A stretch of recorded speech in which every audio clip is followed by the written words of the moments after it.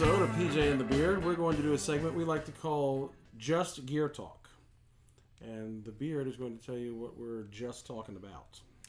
Yeah, this kind of is reminiscent of the very first episode that we ever shot. If you go back and watch the first episode that we ever shot, we did like a 2-pedal challenge. We could only bring 2 pedals. Both landed on delay and overdrive. Mm-hmm. And so Pat picked up, the other day we went on this kind of Craigslist adventure, which netted us the vintage delay by Behringer. And then he had already had the vintage Tubescreamer by Behringer, which we did a shootout between that and the 808 that you have sitting over here. Right. So now I had the vintage delay is kind of modeled after the DM-3 supposedly. The DM-2, yeah. And I have a DM-2. Original DM-2. So we put the 2 original Bad Cats over here, and we have the 2 Behringer. And so I think what we're going to do, and hopefully it won't be too strange, because I think we're going to cut it up in editing a little bit. But Pat's going to kind of dial in the delay, the Tubescreamer, play some stuff solo. I'll dial in these 2, play some stuff solo. We'll play together. Then we'll flip. Do it again. The point here, too, is not to can they sound alike. We talked about this before we started. It's not a can we get these 2 to sound exactly like those 2, more how would we dial them up to get our sound. And then it'll be interesting to see if they do maybe kind of sound alike, but I'm not setting these 2 up and then flipping over to these 2 and going back and forth. So we'll see if, I feel like no matter what I plug into, I always sound the same. So we talk about that all the time, yeah. Yeah, we'll see if that happens. Look good on paper. So before I do that, we always give a reference tone, a 2001 PRS single cut through a PV Classic 30, and we've already discussed the pedals. Both pickups, middle pickup selections.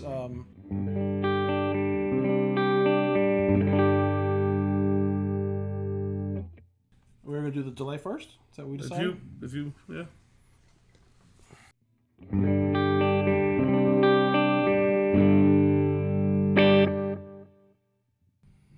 So kind of a hard cut. I will just throw a little caveat in here.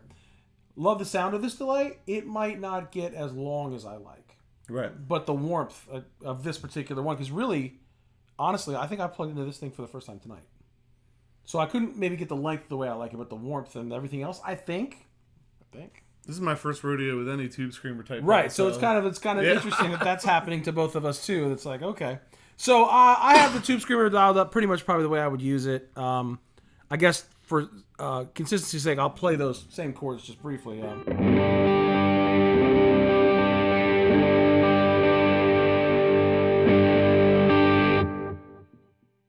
But I'll do a couple things here real quick. If I throw it to the bridge.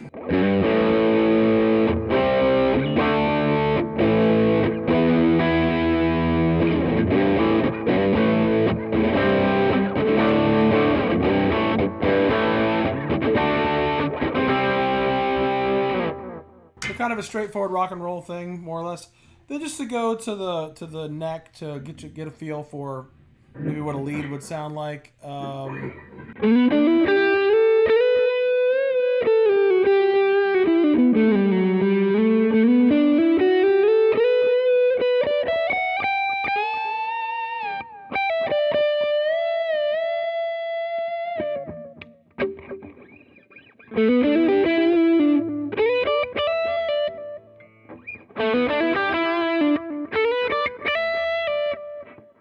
Just an idea of like what it would sound like, kind of how I would probably have it set. Pretty short, but I think what we're going to do now is play a pass. Since I already have it set, play a pass. Or am I cutting you off? What am I doing? You might have to cut this up too. Because to me it makes sense to play a pass while I have it set, right? And then you just turn those on like you've never turned them on before? No, because I think when we play the pass, we'll go back and forth. Okay. So why don't I do that? Since you have it set up. Right. Then we'll play pass, go back and forth. Okay. Then we'll swap them, do it, boom, boom, okay, and play pass. All right. So you had said, I think what we're going to do now, well, it doesn't matter. I mean, once you cut that off, then it will transition and you'll be playing these two. So why don't I go? So, just for reference tone, for me, the PRS McCarty 2000 through a Fender Hot Rod Deluxe. And then the clean tone, I don't remember what you played, something.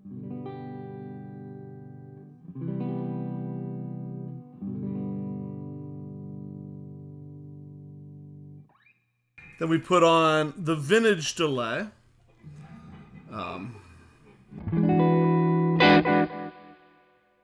So mine would be a little shorter than yours, not as long, not as many repeats. And I'm having trouble with this because the DM-2 has been my go-to delay pedal forever. I'm hearing the difference. So, a quick sidebar, because we're good at that. You also have the Wazacraft, which Right. must be pretty close because you play that on your other board. Right, and the Wazacraft is pretty close. Yeah. So that was just a commercial. It's not. Yeah, it's not quite the same. Yeah. But it's pretty close.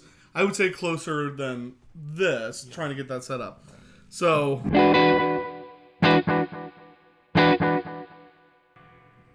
Right, and then I'm wondering if we had too much reverb on that. Yeah, it sounds Well, like but you're gonna have the same amount of reverb with these. That's the only thing I thought about. I thought about that earlier.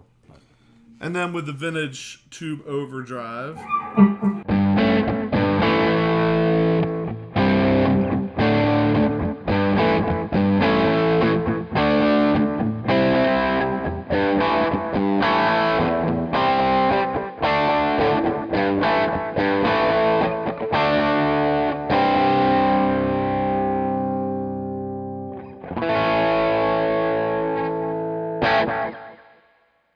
Then some.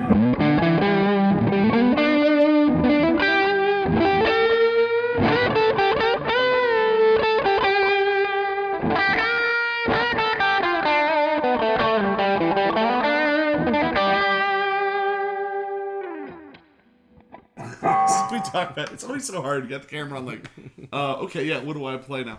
Don't believe me. Turn on your cell phone and record something that you're playing and post it. You'll be totally confounded. So yeah.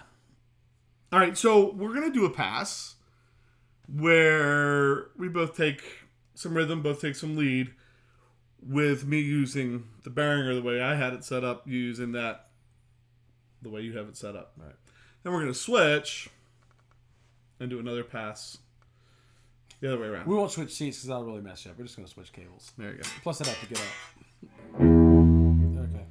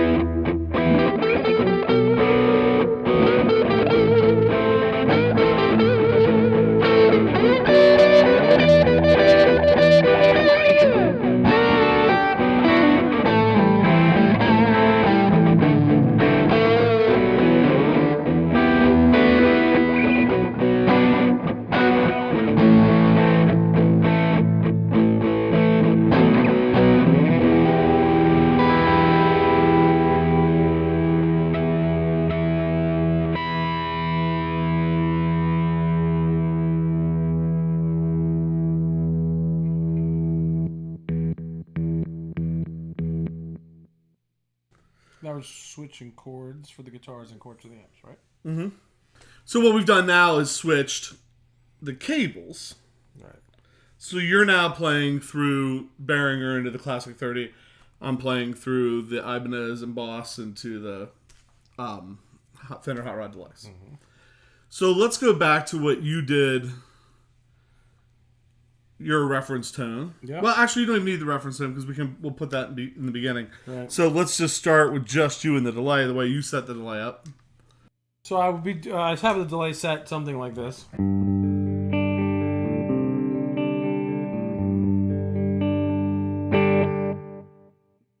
Okay. Okay.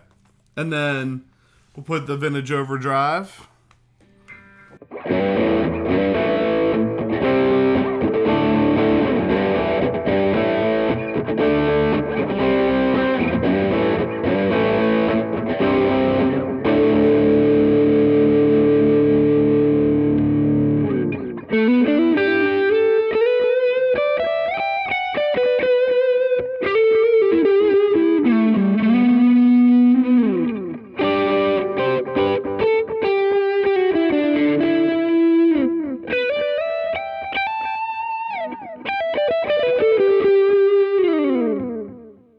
Kind of an idea of all three pickups, really bad playing, to kind of get an idea of where it would be. So before I get into mine, like when I set these two up, I didn't go back like where did I have these? And so I'm pretty close, I think, with the delay pedal to being, if we kick that on, being right where I would be typically with that. I'm just gonna.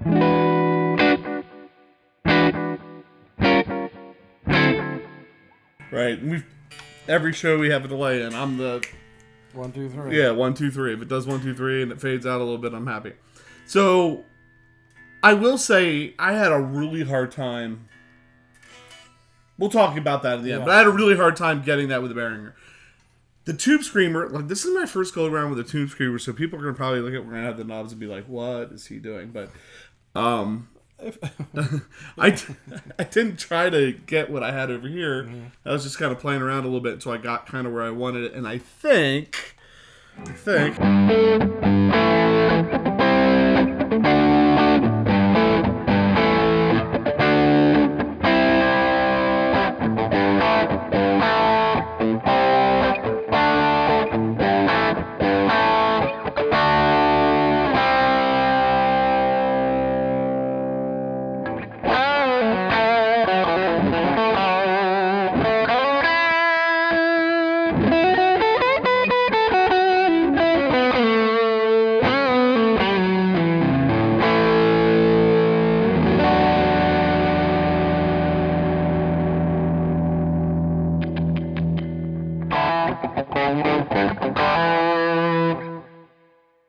I think it's pretty close to where I would. Yeah, it's a little different than the Barber Direct Drive you normally play because I'm so used to hearing you play that, but it sounds good. I think it sounds good. I think that dog will hunt.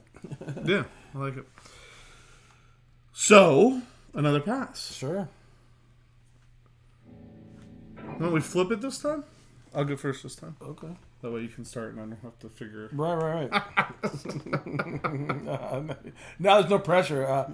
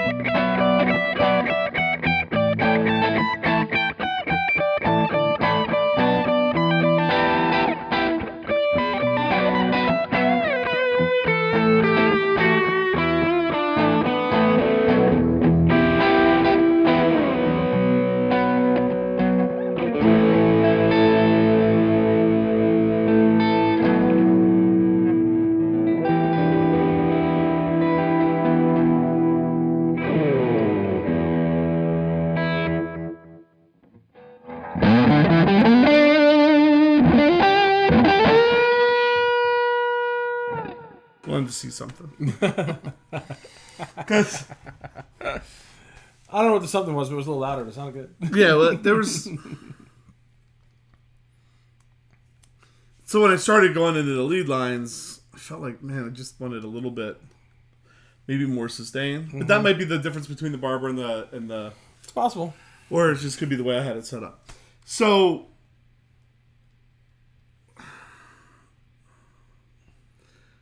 it will be interesting to hear them on the recording. Like, I almost feel like I can't make... Right. So when we did the episode where we compared the Behringer with the Tubescreamer, we walked away going, Pat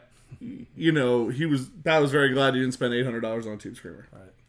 Because for $35, whatever, you can get a pretty good approximation of it. Yeah. The circuit in there's pretty close. And that's Josh from JHS Show's opinion, not our opinion, but we kind of playing it felt that way. Yeah. I'm not buying it on the vintage delay.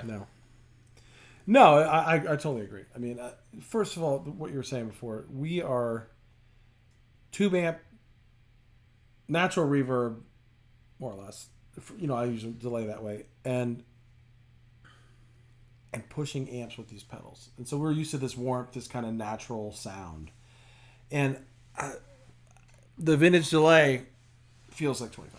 There's like a metallic feeling to it. Like, I don't know if I was trying to say digital, metallic. It's just not warm. You said mechanical. Yeah, maybe it's mechanical. Yeah. It almost, there was a point where I was trying to get that third one and it felt like we had 2.5. Right. It was like boom, boom.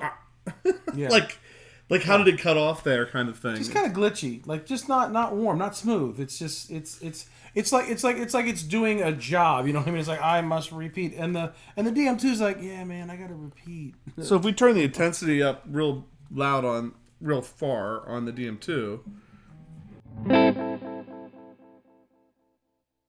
it has that almost that you hear the highs roll off and stuff. It has that kind of, it degrades, right? Sort of That's like a tape echo, sort of less chorusy, but it degrades like a tape echo. Right. And I'm not sure that this one, like, what have you? What chord you play?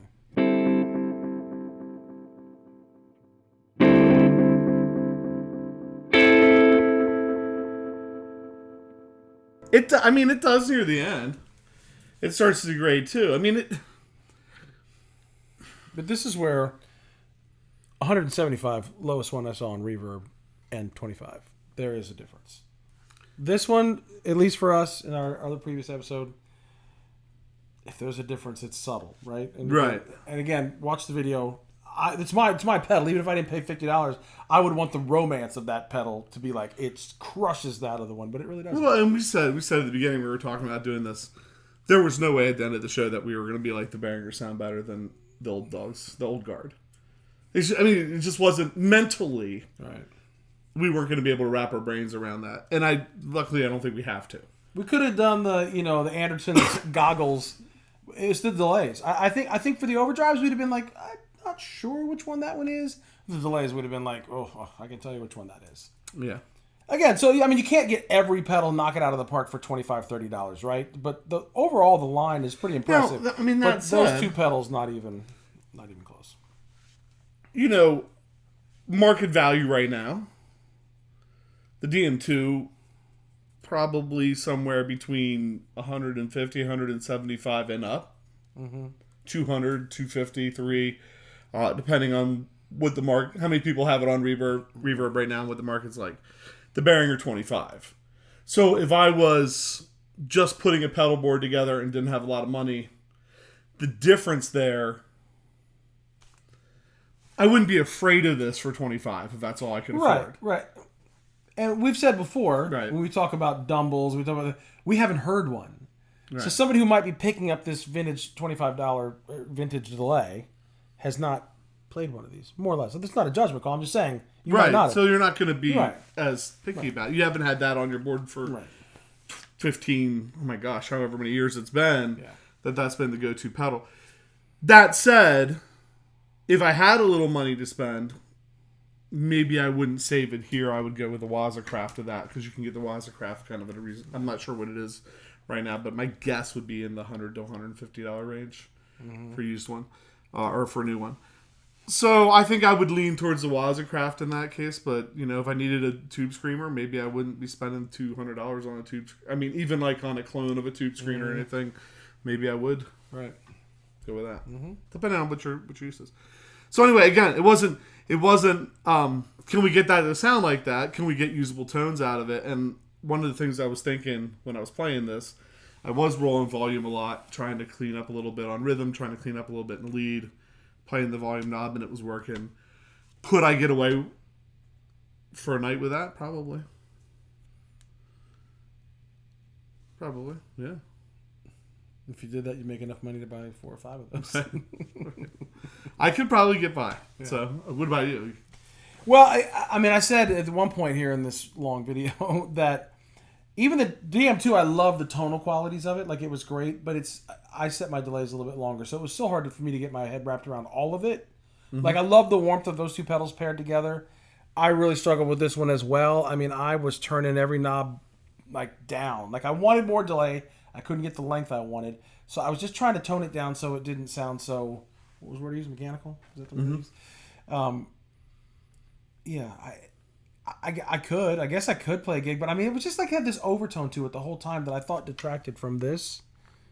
So, anyway, I mean, it's quickly funneling down to we didn't like this too much compared to this or even just... Right, yeah. Tonal quality or whatever.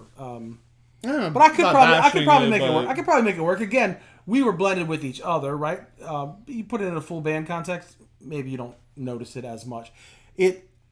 Probably the last point. When we did the shootout for these two, or the Dare to Compare, I was saying to Jason earlier that some of my more inspired playing, which doesn't happen often, came when I was actually playing through that. I didn't feel as inspired at any point when I was playing that tonight. I couldn't find anything. It just sounded really chorusy and sterile, and I didn't. It's a hard place to get so anyway, inspiration from the beginning. We're usually more positive, but this is just an honest assessment. Like, hey, it's a $25 pedal. I don't think anybody in Japan or China or whatever is losing any sleep that I think that the DM-2 delay is better than the vintage delay from Behringer. I don't think I'm breaking any hearts out there in the YouTube world either. But right, and I'm not like, if you like that, right. I mean, look for it on our reverb page. Right, if you like that. Or look, it's a coaster. We're gonna, I mean, there's other, I think too, there's other analog delays in this price range. Yeah. So like, if I would maybe recommend the Donner Yellow Fall before I would go with that. Mm-hmm. And we've used the Donner Yellow Fall on the show a couple times. Right. A little bit more of the Echoes pedal from Fox Gear, which we've used a couple times on the show. Right. Again, probably like a little bit more than that. Yeah. I've reached for all those instead of the DM-2 so it could stay on the little happy Boss shelf back there. Probably wouldn't reach for that one. So anyway, that's it. And more. Yeah, we gotta stop. We gotta wrap it up. We appreciate you hanging out with us. Please subscribe if you haven't done so. We're really kind of blown away by that whole subscriber thing that's been happening recently. And please stop by over at Instagram or Facebook. We're posting pictures of upcoming stuff all the time and some other adventures. So with that, I think I'll let you play out. Well, I guess you could mash those two buttons over there. So I'm PJ on behalf of the Beard, reminding you, no matter what you hear, you never have too much gear.